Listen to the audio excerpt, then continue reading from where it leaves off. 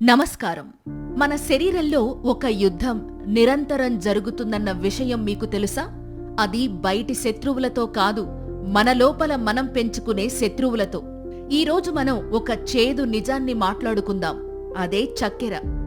నేటి కాలంలో చక్కెర లేని రోజంటూ లేదు.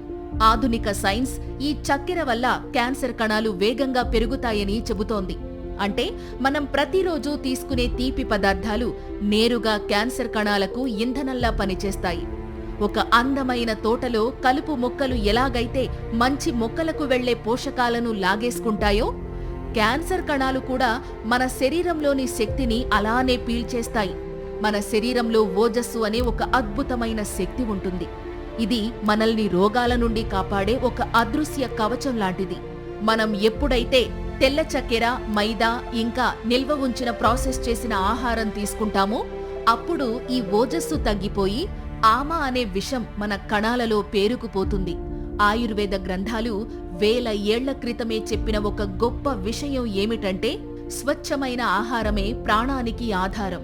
ఆధునిక పరిశోధనల ప్రకారం నిత్యం తీపి ఇంకా మైదా పదార్థాలు ఎక్కువగా తినేవారిలో క్యాన్సర్ వచ్చే అవకాశం 40% ఎక్కువగా ఉంటుందట. దీనికి పరిష్కారం మన ప్రాచీన జీవన శైలిలోనే దాగి ఉంది.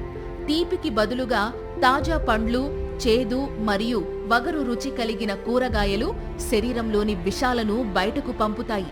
ఒక దీపం వెలగాలంటే నూనె ఎంత ముఖ్యమో, మన శరీరం ఆరోగ్యంగా ఉండాలంటే మనం ఇచ్చే పోషణ అంత ముఖ్యం. క్యాన్సర్ కణాలు చీకటిని ఇష్టపడే దొంగల లాంటివి. మన శరీరాన్ని సరైన పోషణతో వెలుగు నింపినప్పుడు ఆ దొంగలు అక్కడ నిలబడలేరు. మనం తీసుకునే ప్రతి ఆహారపు ముద్ద మన భవిష్యత్తును, మన ఆరోగ్యాన్ని నిర్ణయిస్తుంది. అందుకే కేవలం నాలుక రుచి కన్నా శరీర ఆరోగ్యానికి ప్రాధాన్యత ఇవ్వండి.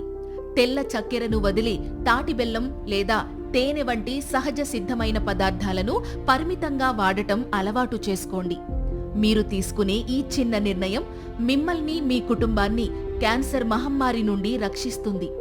ఆరోగ్యం అంటే కేవలం రోగం లేకపోవడం మాత్రమే కాదు, అది మన శరీరంతో మనం జరిపే ఒక నిరంతర ప్రయాణం.